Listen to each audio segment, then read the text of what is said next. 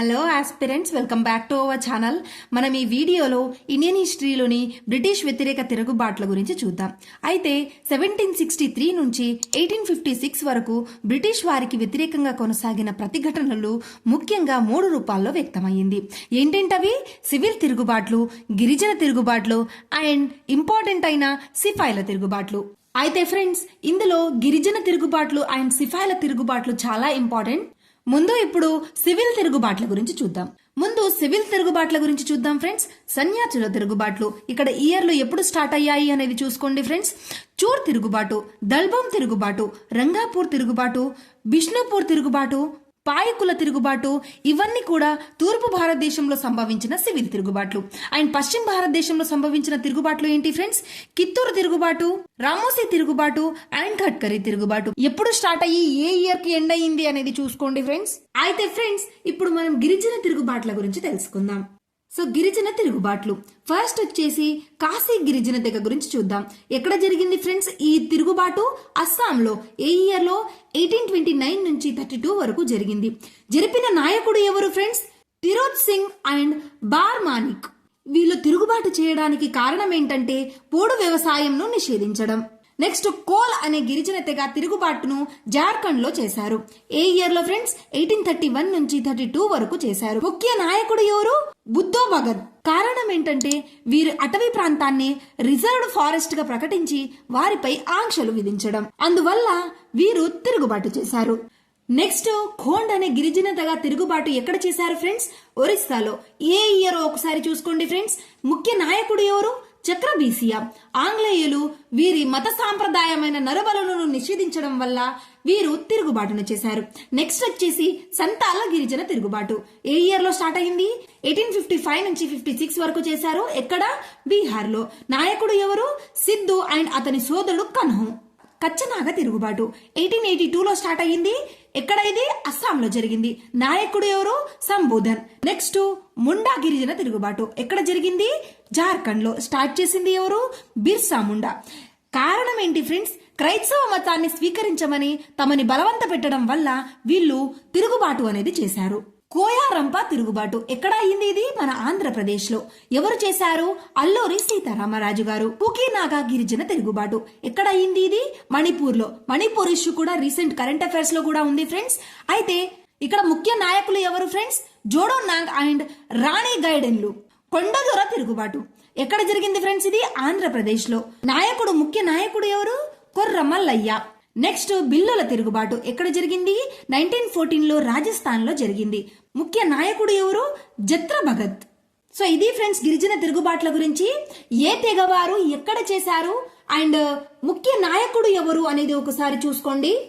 ఇప్పుడు 1857లో జరిగిన సిపాయిల తిరుగుబాటు గురించి చూద్దాం. అయితే ఈ సిపాయిల తిరుగుబాటు జరగడానికి కారణం ఏంటి? ఏ ఏ ప్రాంతాల్లో ఈ సిపాయిల తిరుగుబాటుకు ఎవరు నాయకత్వం వహించారు అండ్ ఈ సిపాయిల తిరుగుబాటుని వేరే వేరే ప్రాంతాల్లో ఏ బ్రిటిష్ అధికారి అణిచివేశాడు అనే విషయాల గురించి తెలుసుకుందాం. 1857 సిపాయిల తిరుగుబాటు. ఫ్రెండ్స్, ఈ టాపిక్ చాలా important. Exam point of view లో ఈ సిపాయిల తిరుగుబాటు నుంచి చాలా విధాలుగా క్వశ్చన్ ఫ్రేమ్ చేసి అడుగుతారు ఫ్రెండ్స్. ప్లాసీ యుద్ధ శతవార్షికోత్సవం, సిపాయిల తిరుగుబాటు, 1857 తిరుగుబాటు. అర్థమైంది కదా ఫ్రెండ్స్? ప్లాసీ యుద్ధం ఏ ఇయర్ లో జరిగింది? 1757లో జరిగింది. దీని తర్వాత 100 సంవత్సరాల తర్వాత సిపాయిల తిరుగుబాటు 1857లో జరిగింది. మొన్న ఒక ఎగ్జామ్ లో చూసాను ఫ్రెండ్స్, ప్లాసీ యుద్ధం అండ్ సిపాయిల తిరుగుబాటుకు మధ్య ఎన్ని సంవత్సరాలు గ్యాప్ ఉంటుంది అని. ఎన్ని సంవత్సరాలు ఉంటుంది ఫ్రెండ్స్? 100 years. సిపాయిల తిరుగుబాటు ఎప్పుడు ప్రారంభమైంది ఫ్రెండ్స్? 1857 మే 10న స్టార్ట్ అయ్యింది. ప్రదేశం ఏంటి? మీరట్ లో స్టార్ట్ అయ్యింది. అప్పటి యొక్క గవర్నర్ జనరల్ ఎవరు? Lord Canning. మొఘల్ చక్రవర్తి ఎవరు? రెండవ బహదూర్ షా. ఫలితం ఏంటి? ఈస్ట్ ఇండియా కంపెనీ పాలన రద్దు అయ్యిందన్నమాట. సిపాయిల తిరుగుబాటు గల కారణాలేంటి ఫ్రెండ్స్? రాజకీయ కారణాలు, మతసమ్మత కారణాలు, సాంఘిక కారణాలు, ఆర్థిక కారణాలు అండ్ సైనిక కారణాలు.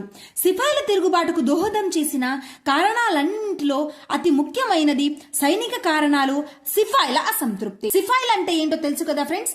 అంటే మన ఇండియన్ సోల్జర్స్ ని సిపాయిలు అంటారన్నమాట. సిపాయిల తిరుగుబాటు స్టార్ట్ కావడానికి ఇక్కడ మెయిన్ రీజన్ ఏంటి ఫ్రెండ్స్? రాజకీయాలు, మత సంబంధ కారణాలు, సాంఘిక కారణాలు, ఆర్థిక అండ్ సైనిక కారణాలు. అర్థమైంది కదా? ఇప్పుడు ఇవన్నీ డిస్కస్ చేద్దాం. ఫస్ట్ రాజకీయ కారణాల గురించి చూద్దాం. రాజకీయం పరంగా ప్రధాన కారణం బ్రిటిష్ వారి సామ్రాజ్యవాదం. బ్రిటిష్ సామ్రాజ్యవాదానికి పునాది వేసింది ఎవరు? Warren Hasting. 1798లో లార్డ్ వెల్లస్లీ సైన్య సహకార పద్ధతి ద్వారా అనేక రాజ్యాలను లొంగదీసుకున్నాడు.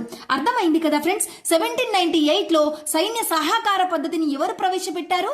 Lord Wellesley. అయితే లార్డ్ వెల్లస్లీ సైన్య సహకార పద్ధతిని అమలు చేసి అనేక రాజ్యాలను తన ఆధీనంలోకి తీసుకున్నాడు. సైన్య సహకార పద్ధతి అంటే ఏంటో తెలుసా? ఒక రాజ్యం ఉంటుంది, రాజు కూడా ఉంటాడు, కానీ అక్కడ సెక్యూరిటీగా బ్రిటిష్ ఆర్మీ ఉంటుంది. దీన్ని సైన్య సహకార పద్ధతి అంటారు. అయితే ఫ్రెండ్స్, ఈ సైన్య సహకార పద్ధతిపై మొదటగా సంతకం చేసింది ఎవరు? మన హైదరాబాద్ నిజాం. నెక్స్ట్ లార్డ్ డెల్హౌసీ రాజ్య సంక్రమణ సిద్ధాంతాన్ని ప్రవేశపెట్టాడు. బ్రిటిష్ వారి సామ్రాజ్యవాదానికి పరాకాష్ట అయ్యింది ఈ రాజ్య సంక్రమణ సిద్ధాంతం. అయితే ఫ్రెండ్స్, రాజ్య సంక్రమణ సిద్ధాంతం అంటే ఏంటి? ఒక రాజుకి కొడుకులు లేకపోతే ఆ రాజ్యం బ్రిటిష్ వారి అధికారంలోకి వెళ్లిపోతుంది.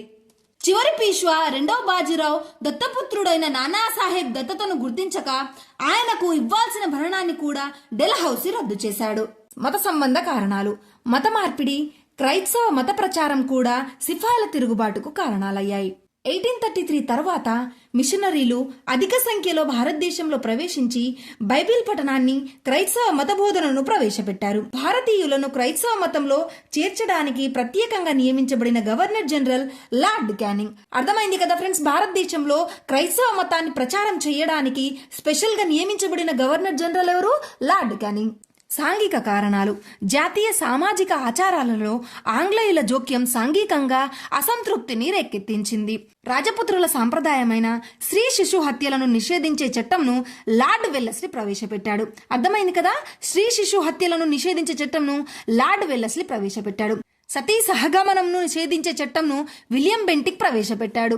అయితే ఏ ఇయర్ లో ప్రవేశపెట్టారు ఫ్రెండ్స్? 1829లో ఈ చట్టాన్ని ప్రవేశపెట్టారు. 1856లో వితంతు పునర్వివాహ చట్టంను లార్డ్ డెల్హౌసీ ప్రవేశపెట్టారు. అర్థమైంది కదా? వితంతు పునర్వివాహ చట్టంను ఎవరు ప్రవేశపెట్టారు? లార్డ్ డెల్హౌసీ. సతీ సహగమన నిషేధ చట్టంను విలియం బెంటిక్ ప్రవేశపెట్టారు. ఏ ఇయర్ లో? 1829లో. ఇది వితంతు పునర్వివాహ చట్టంను ఏ ఇయర్ లో ప్రవేశపెట్టారు ఫ్రెండ్స్? 1856లో. స్త్రీ శిశు హత్యల నిషేధ చట్టాన్ని ఎవరు ప్రవేశపెట్టారు? లార్డ్ వెల్లస్లీ ప్రవేశపెట్టారు. అయితే మత మార్పిడులకు లోనైన వారి ఆస్తి హక్కులను పరిరక్షిస్తూ 1856లో భారతీయ వారసత్వ ఆస్తి చట్టంను డెల్హౌసీ ప్రవేశపెట్టాడు. అర్థమైంది కదా ఫ్రెండ్స్ సాంఘిక కారణాలు అంటే ఏంటో? అయితే ఫ్రెండ్స్, సతీ సహగమనం అంటే ఏంటో తెలుసు కదా? భర్త చనిపోయిన వెంటనే భార్య కూడా చనిపోవాలి అని చెప్పి మన ఇండియన్స్ లో ఉండేదన్నమాట. దీన్ని నిషేధిస్తూ విలియం బెంటిక్ చట్టం చేస్తాడన్నమాట. ఎప్పుడో 1829లో. ఇది మన ఇండియన్స్ కి నచ్చదు. అండ్ వితంతు పునర్వివాహం అంటే ఏంటో కూడా తెలుసు కదా? వితంతువులకు మళ్ళీ అంటే భర్త చనిపోయిన ఆడవాళ్లకు మళ్ళీ పెళ్లి చేసే చట్టంను లార్డ్ డెల్హౌసీ ప్రవేశపెడతాడు. ఎప్పుడో 1856లో. ఇది మన ఇండియన్స్ కు నచ్చదు. అందుకే ఇవి కూడా సిపాయిల తిరుగుబాటుకు ఒక కారణంగా చెప్పవచ్చు. అయితే ఫ్రెండ్స్, బ్రిటిష్ వారు చేసింది మంచికో చెడుకో కానీ ఆ కాలంలో మన వాళ్ళకి మన సాంప్రదాయాలను వ్యతిరేకిస్తున్నారని చెప్పి వీళ్ళు తిరుగుబాటును చేశారు. నెక్స్ట్ ఆర్థిక కారణాల గురించి చూద్దాం. ఆర్థిక కారణాలు. బ్రిటిష్ కంపెనీ ఆర్థిక విధానం భారతీయ రైతాంగాన్ని, చేతి వృత్తుల వారిని తీవ్ర కష్టాలకు గురి చేసింది. బ్రిటిష్ వారి రెవెన్యూ విధానాల వల్ల రైతుల భూములు వడ్డీ వ్యాపారస్తుల హస్తగతమయ్యాయి. ఆంగ్లేయుల ఏకపక్ష స్వేచ్ఛా వ్యాపార విధానం, జమీందార్ల అసంతృప్తి. సైనిక కారణాలు. బ్రిటిష్ సైన్యంలో భారత సిపాయిల నియామకం ప్రారంభమైన సంవత్సరం 1746. ఇండియా ఖర్చుతో భారతీయులే సిపాయిలుగానున్న ఇండియన్ సైన్యమే ఇండియాను ఇంగ్లీష్ వారి బానిసత్వంలో అణచి ఉంచుతుందని 1853లో మార్క్స్ పేర్కొన్నాడు. అటువంటి సిపాయిలే అసంతృప్తికి గురై ప్రతిఘటనకు సిద్ధమయ్యి 1857లో తిరుగుబాటును చేశారు. 1856లో కంపెనీ సైన్యంలో స్వదేశీ సైనికులు ఎంతమంది ఫ్రెండ్స్? 2,32,234 మంది. బ్రిటిష్ సైనికులు ఎంత? 45,000 మంది. 1856లో కంపెనీ సైన్యం భారతీయ సైన్యం నిష్పత్తి ఎంత? 1:3. బ్రిటిష్ సైనికులు సోల్జర్స్, దేశీయ సైనికులను సిపాయిలు అంటారు. 1856లో లార్డ్ క్యానింగ్ ప్రవేశపెట్టిన సామాన్య సేవానియుక్త చట్టం వలన సిపాయిలలో అలజడి రేగింది. 1856లో రాయల్ ఎన్ఫీల్డ్ తుపాకులను ప్రవేశపెట్టింది లార్డ్ క్యానింగ్. అర్థమైంది కదా? రాయల్ ఎన్ఫీల్డ్ అనే తుపాకులను ఎవరు ప్రవేశపెట్టారు? Lord canning. సో ఒకసారి మళ్ళీ చూద్దాం ఫ్రెండ్స్. అయితే బ్రిటిష్ సైన్యంలో భారత సిపాయిలు నియామకమైన సంవత్సరం ఏంటి ఫ్రెండ్స్? 1746. 1856 లో మన భారతీయ సైనికులు ఎంతమంది ఉన్నారు ఫ్రెండ్స్? 2,32,000 మంది ఉన్నారు. బ్రిటిష్ సైనికులు జస్ట్ 45,000 మంది ఉన్నారు. వీరి నిష్పత్తి ఎంత? 1:3. అయితే బ్రిటిష్ సైనికులను సోల్జర్స్ అంటే మన భారతదేశ సైనికులను సిపాయిలు అని అనేవారు. అయితే 1856 లో రాయల్ ఎన్ఫీల్డ్ అనే తుపాకులను ఎవరు ప్రవేశపెట్టారు? Lord canning. 1857 జనవరి 23న శిక్షణా శిబిరంలో కొత్త ఎన్ఫీల్డ్ తుపాకులలో ఉపయోగించవలసిన ఆవు, పంది కొవ్వు పూసిన కొత్త తూటాలను గురించి విషయం సిపాయిలకు తెలిసింది. సిపాయిల తిరుగుబాటుకు తక్షణ కారణమేంటి? నూతనంగా ప్రవేశపెట్టబడిన రాయల్ ఎన్ఫీల్డ్ తుపాకులలో ఆవు అండ్ పంది కొవ్వు పూసిన తూటాలను వాడమని చెప్పడం. సిపాయిలలో అధిక సంఖ్యాకులు బెంగాల్ సైనికుల విభాగానికి చెందినవారు. మంగల్ పాండే 1857 మార్చి 29న బరక్పూర్ శిబిరంలో 34వ పదాతి దళానికి చెందిన మంగల్ పాండే అనే సిపాయి ఆంగ్ల అధికారి భాగ్ను కాల్చి చంపాడు. అర్థమైంది కదా? 1857 మార్చి 29న బరక్పూర్ శిబిరంలో 34వ పదాతి దళానికి చెందిన మంగల్ పాండే ఎవరిని కాల్చి చంపాడు? భాగ్ని కాల్చి చంపాడు. 1857 ఏప్రిల్ 8న మంగల్ పాండేను బ్రిటిష్ వారు ఉరితీశారు. మొదటి మృతవీరుడు ఎవరు? మంగల్ పాండే. సో మంగల్ పాండే ఎప్పుడు భాగ్ని కాల్చి చంపాడు ఫ్రెండ్స్? 1857 మార్చ్ 29న కాల్చి చంపితే తనని ఎప్పుడు ఉరితీశారు? 1857 ఏప్రిల్ 8న మంగల్ పాండేను ఉరితీశారు. మొదటి మృతవీరుడు అని మంగల్ పాండేను అంటారు. 1857 తిరుగుబాటు అండ్ ప్రాంతాలు. ఫస్ట్ సిపాయిల తిరుగుబాటు ఎక్కడ స్టార్ట్ అయింది ఫ్రెండ్స్? మీరట్లో. 1857 మే 10న సిపాయిల తిరుగుబాటు మీరట్లో ప్రారంభమైంది. అర్థమైంది కదా? ఈ డేట్ గుర్తుపెట్టుకోండి ఫ్రెండ్స్. 1857 మే 10న స్టార్ట్ అయింది సిపాయిల తిరుగుబాటు. ఎక్కడ స్టార్ట్ అయ్యింది? మీరట్లో. మీరట్లో సిపాయిల తిరుగుబాటుకు నాయకత్వం వహించింది ఎవరు? బక్తా ఖాన్. 1857 మే 10న సిపాయిలు మీరట్ నుంచి బయలుదేరి మే 12న ఢిల్లీ నగరాన్ని ఆక్రమించుకొని భారతదేశపు చక్రవర్తిగా చివరి మొఘల్ చక్రవర్తి రెండవ బహదూర్ షాను ప్రకటించారు. అయితే 1857 మే 10న సిపాయిలు మీరట్ నుంచి ఢిల్లీ చేరుకొని రెండవ బహదూర్ షాను మొఘల్ చక్రవర్తిగా ప్రకటించారు. నెక్స్ట్ ఢిల్లీలో సిపాయిల తిరుగుబాటును చూద్దాం ఫ్రెండ్స్. సిపాయిల తిరుగుబాటుకు కేంద్ర స్థానం ఢిల్లీ. ఢిల్లీలో నాయకత్వం వహించింది బక్తా ఖాన్. ఢిల్లీ నగరాన్ని స్వాధీనం చేసుకున్న ఆంగ్లేయ సేనాని సర్ జాన్ నిక్సలన్ రెండవ బహదూర్ షాను బంధించి రంగూన్ కు తరలించారు. దేపాంతర శిక్ష విధించి రెండవ బహదూర్ షాను భార్య జీనత్ మహల్ బేగంను రంగూన్లోని బర్మా జైల్లో బంధించారు. అక్కడ రెండవ బహదూర్ షా 1862లో మరణించాడు. సో సిపాయిలు మీరట్ నుంచి ఢిల్లీకి వచ్చారు కదా ఫ్రెండ్స్. ఢిల్లీలో కూడా నాయకత్వం బక్తా ఖానే వహించాడు. అయితే ఫ్రెండ్స్ ఇక్కడ సిపాయిల తిరుగుబాటును అణిచివేసి ఢిల్లీ నగరాన్ని ఎవరు స్వాధీనం చేసుకున్నారు? Sir John Nicholson. రెండో బహదూర్ షాను బంధించి బర్మాలోని జైలుకు వేస్తే అతను 1862లో మరణించాడు. నెక్స్ట్ కాన్పూర్ లో సిపాయిల తిరుగుబాటు. సిపాయిల తిరుగుబాటులో ఎక్కువ మంది ఆంగ్లేయులు మరణించిన ప్రదేశం కాన్పూర్. కాన్పూర్ లో సిపాయిల తిరుగుబాటుకు నాయకత్వం వహించింది నానా సాహెబ్. అర్థమైంది కదా? కాన్పూర్ లో సిపాయిల తిరుగుబాటుకు నాయకత్వం వహించింది నానా సాహెబ్. తిరుగుబాటు సమయంలో నెపోలియన్ కు 3 లేఖలు రాసింది ఎవరు? నానా సాహెబ్. 1857 జూన్ 28న కాన్పూర్ ను నానా సాహెబ్ స్వాధీనం చేసుకున్నాడు. నానా సాహెబ్ అనుచరులు ఎవరు friends? Azimullah Khan and Tantia Tope. 1857 July 7 నుండి 18 వరకు జరిగిన పోరాటాల్లో బ్రిటిష్ జనరల్ హ్యావ్లాక్ చేతిలో పరాజితుడైన నానా సాహెబ్ అయోధ్య వైపు పారిపోయాడు. తరువాత హ్యావ్లాక్ కాన్పూర్ ను స్వాధీనం చేసుకుని అక్కడ జనరల్ నీల్ ను నియమించి లక్నోకు వెళ్లాడు. నానా సాహెబ్ తిరిగి కాన్పూర్ ను స్వాధీనం చేసుకునేందుకు అతని అనుచరుల్లో ఒకడైన తాంతియా తోపేను పంపగా హ్యావ్లాక్ తిరిగి వచ్చి అతన్ని ఓడించేశాడు. మళ్లీ నానా సాహెబ్ తాంతియా తోపే సహాయంతో తన సైన్యాన్ని మళ్లీ సంఘటితం చేసి కాన్పూర్ ను తిరిగి ఆక్రమించాడు.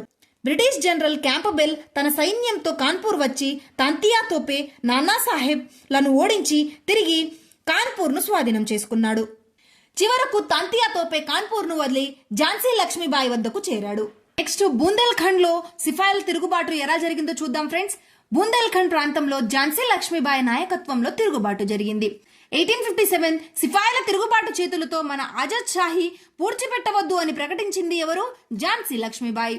ఝాన్సీ లక్ష్మీబాయి అసలు పేరు మణికర్ణిక. భర్త గంగాధరరావు. దత్తపుత్రుడు ఎవరు? దామోదరరావు. ఝాన్సీ అనుచరులు తాంతియా తోపే, బంద్రా నవాబు, రావు సాహెబ్. ఝాన్సీ లక్ష్మీబాయి గంగాధరరావుల ఏకైక పుత్రుడు బాల్యదశలోనే మరణించగా దామోదరరావు అనే 5 సంవత్సరాల బాలుణ్ణి దత్తతకు తీసుకున్నారు. డెల్హౌసీ ప్రవేశపెట్టిన రాజ్య సంక్రమణ సిద్ధాంతం వల్ల లక్ష్మీబాయి తన సంస్థానాన్ని కోల్పోయింది. తదుపరి ఝాన్సీ లక్ష్మీబాయి బ్రిటిష్ వారికి ఎదురు తిరిగింది. ఝాన్సీ కోట లోపల సిపాయిల తిరుగుబాటు చేసి బ్రిటిష్ వారిని విచక్షణ రహితంగా చంపారు. అర్థమైంది కదా, ఝాన్సీ కోట లోపల సిపాయిలు తిరుగుబాటు చేసి బ్రిటిష్ వారిని విచక్షణ రహితంగా కాల్చి చంపారు. దీనినే డిబైన్ బాగ్ హత్యాకాండ లేదా జూన్ హత్యాకాండ అని అంటారు. ఈ హత్యాకాండలో ఝాన్సీ లక్ష్మీబాయి ఎటువంటి పాత్ర నిర్వహించలేదు. ఈ హత్యాకాండకు ఝాన్సీ కారణమని భావించిన బ్రిటిష్ ప్రభుత్వం తిరుగుబాటును నేరం మోపి ఝాన్సీని ముట్టడించడానికి హ్యూరోజ్ అనే ఆంగ్లేయ సేనానిని నియమించింది. ఝాన్సీ కోట ఆక్రమణ 1857 ఏప్రిల్ 3న జరిగింది. ఝాన్సీ కోటను ఎప్పుడు ఆక్రమించారు బ్రిటిష్ వారు? 1857 ఏప్రిల్ 3న ఆక్రమించారు. దీనితో ఝాన్సీ లక్ష్మీబాయి తాంతియా తోపే గ్వాలియర్ కు పారిపోయి అక్కడ సిపాయిలకు నాయకత్వం వహించారు. తరువాత బ్రిటిష్ సేనాని సర్ హ్యూరోజ్ గ్వాలియర్ వైపు వెళ్లి దానిని ఆక్రమించుటలో భాగంగా 1858 జూన్ 17న ఝాన్సీ లక్ష్మీబాయిని వధించాడు. ఈ యుద్ధాన్ని గ్వాలియర్ యుద్ధం అంటారు. అర్థమైంది కదా, ఝాన్సీ లక్ష్మీబాయి ఏ ఇయర్ లో చనిపోయింది? ఎప్పుడు ఫ్రెండ్స్? 1858 జూన్ 17న ఝాన్సీ లక్ష్మీబాయిని ఎవరు వధించారు? Sir Hugh Rose. భారతదేశపు జోస్ ఆఫ్ ఆర్క్ అని బ్రిటిష్ వారిచే లక్ష్మీబాయి అభినందించబడింది. ఈ స్త్రీ తిరుగుబాటుదారులలో ఏకైక పురుషుడు అని ఝాన్సీ లక్ష్మీబాయిని ఉత్తమ నివాళులు అర్పించింది ఎవరు? Sir Hugh Rose. తాంతియా తోపే. తాంతియా తోపే అసలు పేరు ఏంటి? రామచంద్ర పాండురంగ్. తాంతియా తోపేను బంధించడంలో ఆంగ్లేయులకు సహాయపడిన గ్వాలియర్ జమీందార్ ఎవరు? మాన్ సింగ్. 1859 ఏప్రిల్ 19న తాంతియా తోపేను బ్రిటిష్ వారు ఉరితీశారు. అర్థమైంది కదా, ఈ తాంతియా తోపేను ఆంగ్లేయులకు అప్పజెప్పిన ఇండియన్ ఎవరు ఫ్రెండ్స్? మాన్ సింగ్. నెక్స్ట్, అయోధ్యలో సిపాయిల తిరుగుబాటు ఏ విధంగా జరిగిందో చూద్దాం ఫ్రెండ్స్. 1856లో లార్డ్ డెల్హౌసీ అయోధ్యను ఆక్రమించుకున్నాడు. 1857 మే 31న అయోధ్య ప్రధాన నగరమైన లక్నోలో సిపాయిల తిరుగుబాటును ప్రారంభించారు. బ్రిటిష్ సైన్యంలో అధిక సంఖ్యాకులైన సిపాయిలు అయోధ్య ప్రాంతానికి చెందినవారు. నాటి అయోధ్య పాలకురాలు అయినటువంటి వజీద్ అలీ షా భార్య రాణి హజరత్ మహల్ ను తన మైనర్ కుమారునికి పట్టం కట్టి అతని పేరిట పాలన చేస్తూ సిపాయిల తిరుగుబాటుకు నాయకత్వం వహించింది. అయోధ్య తిరుగుబాటును అణచింది ఎవరు ఫ్రెండ్స్? క్యాంపబెల్. నెక్స్ట్, బీహార్ లో సిపాయిల తిరుగుబాటు చూద్దాం ఫ్రెండ్స్. పాలకుడు ఎవరు? కున్వర్ సింగ్. బీహార్ సింహంగా ప్రసిద్ధి పొందాడు. కున్వర్ సింగే బీహార్ సింహంగా ప్రసిద్ధి పొందాడు ఫ్రెండ్స్. బిరుదు ఏంటి? భీష్మాచార్యుడు. తిరుగుబాటు విఫలం కావడానికి కారణాలు. 1857 తిరుగుబాటు విఫలం కావడానికి ప్రధాన కారణాలు నాయకత్వ సమన్వయ లోపం, స్వదేశీ పాలకులే బ్రిటిష్ వారికి సహాయం చేయడం, మేధావి వర్గం ఈ ఉద్యమంలో పాల్గొనలేదు. ఈ సిపాయిల తిరుగుబాటు మంచిగా జరిగింది కానీ అందరికి కలిపి సరైన లీడర్ లేకపోవడం వల్ల ఇది విఫలమయ్యింది. అండ్ ఇంకో కారణం ఏంటంటే మన ఇండియన్సే ఈ బ్రిటిష్ వారికి సహాయం చేసి మన వాళ్ళని పట్టించడం. సిపాయిల తిరుగుబాటు సందర్భంగా ఆంగ్లేయులకు బాగా సహాయపడిన వారు ఎవరు ఫ్రెండ్స్?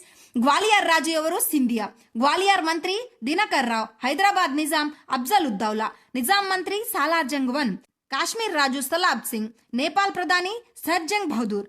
అండ్ బహదూర్ షా భార్య కూడా జీనత్ మహల్ ఈ బ్రిటిష్ వారికి సహాయపడింది. నెక్స్ట్, ఈ తిరుగుబాటు పైన ఒక్కొక్కరి అభిప్రాయాల గురించి చూద్దాం ఫ్రెండ్స్. 1857 తిరుగుబాటును ప్రథమ భారతీయ స్వతంత్ర సంగ్రామం అని ఎవరు వర్ణించారు? విడి సావర్కర్. అర్థమైంది కదా, ప్రథమ భారతీయ స్వతంత్ర సంగ్రామం అని ఎవరు అన్నారు? విడి Savarkar. Indian war of independence గ్రంథ రచయిత కూడా విడి సావర్కర్. 1857 తిరుగుబాటు మొదటి విప్లవం అని అనింది ఏసీ మజుందార్. నాగరికత అనాగరికత మధ్య జరిగిన సంఘర్షణగా ఎవరు పేర్కొన్నారు? టిఆర్ హోల్మెస్. 1857 సిపాయిల తిరుగుబాటు జాతీయ తిరుగుబాటు అని అన్నది ఎవరు? Benjamin Disraeli and Ashok Mehta. ఇది కేవలం భూస్వాముల తిరుగుబాటు అని అన్నది ఎవరు? జవహర్ లాల్ నెహ్రూ. సో అర్థమైంది కదా ఫ్రెండ్స్, ఇది కేవలం భూస్వాముల తిరుగుబాటు అని అన్నది ఎవరు? జవహర్ లాల్ నెహ్రూ. అండ్ ప్రథమ స్వతంత్ర సంగ్రామం అని అన్నది ఎవరు? V D Savarkar. V D Savarkar book ఏంటి? Indian war of independence. And ఈ సిపాయిల తిరుగుబాటు మీద ఒక్కొక్కరు రాసిన బుక్స్ ఏంటో చూద్దాం friends. The Indian war of independence 1857 రాసింది ఎవరు? V D Savarkar. History of Indian mutiny రాసింది ఎవరు? T R Holmes. A history of the sepoy war in India book ని ఎవరు రాశారు friends? J W Kaye. Indian mutiny of 1857 book ని ఎవరు రాశారు friends? G B Malleson. 1857 book ని ఎవరు రాశారు? SN Sen. Causes of Indian mutiny అనే బుక్ ని ఎవరు రాశారు? Syed Mohammad Khan. The great rebellion అనే బుక్ ని ఎవరు రాశారు? అశోక్ మెహతా. 1857 తిరుగుబాటు అండ్ ఫలితాలు. 1857 తిరుగుబాటు భారతదేశంలో ఒక కొత్త యుగాన్ని ప్రారంభించింది. 1857 తిరుగుబాటు పరిణామాల్లో ముఖ్యమైంది ఈస్ట్ ఇండియా కంపెనీ రద్దు అయ్యింది. అర్థమైంది కదా, 1857 తిరుగుబాటు వల్ల ఈస్ట్ ఇండియా కంపెనీ యొక్క పాలన రద్దయింది. 1858 చట్టం ప్రకారం ఈస్ట్ ఇండియా కంపెనీ భూభాగాలు, అధికారాలు బ్రిటిష్ రాణి విక్టోరియా మహారాణికి బదిలీ అయ్యాయి. ఈస్ట్ ఇండియా కంపెనీ పాలన అంతమై నాటి నుండి భారత గవర్నర్ జనరల్ కు వైస్రాయ్ బిరుదును కల్పించారు. సో ఫ్రెండ్స్, ఈ 1858 చట్టం ద్వారా భారత గవర్నర్ జనరల్ ను కాస్త వైస్రాయ్ గా మార్చారన్నమాట. భారతదేశపు చిట్ట చివరి గవర్నర్ జనరల్ మరియు మొదటి వైస్రాయ్ ఎవరు? Lord Canning. భారతదేశ మండలికి అధిపతిగా వ్యవహరించబడింది secretary of state. First secretary of state ఎవరు ఫ్రెండ్స్? Lord Stanley. విక్టోరియా రాణి ప్రకటన ఎప్పుడు friends? 1858 November 1. 1858 November 1 Allahabad Durbar ఏర్పాటు చేసి విక్టోరియా మహారాణి ప్రకటనను చదివింది ఎవరు? Lord Canning. అర్థమైంది కదా, విక్టోరియా మహారాణి ఎప్పుడు ప్రకటన చేసింది? 1858 నవంబర్ 1. దీన్ని చదివింది ఎవరు? Lord canning. దీనినే హక్కుల పత్రంగా పేర్కొంటారు. 1857 తిరుగుబాటు తదనంతరం బ్రిటిష్ వారు సైన్యంలో పునర్వ్యవస్థీకరించి సైన్యంలో బ్రిటిష్ సైనికుల సంఖ్యను పెంచి భారతీయ సిపాయిలను తగ్గించారు. సో ఇది ఫ్రెండ్స్ సివిల్ తిరుగుబాటు, సిపాయిల తిరుగుబాటు అండ్ గిరిజన తిరుగుబాట్లు. దీంట్లో మెయిన్ సిపాయిల తిరుగుబాటు గురించి మీరు చూసుకోండి ఫ్రెండ్స్. ఎక్కడెక్కడ ఎవరు నాయకత్వం వహించారు, దాన్ని ఎవరు అణిచివేశారు అనేది క్లారిటీగా ఒకసారి చూసుకోండి. సో వీడియో నచ్చితే లైక్ చేసి ఇలాంటి ఇన్ఫర్మేటివ్ వీడియోస్ కోసం మన ఛానల్ ని సబ్స్క్రైబ్ చేసుకోండి. మీ ప్రిపరేషన్ కి యూజ్ అవుతుంది.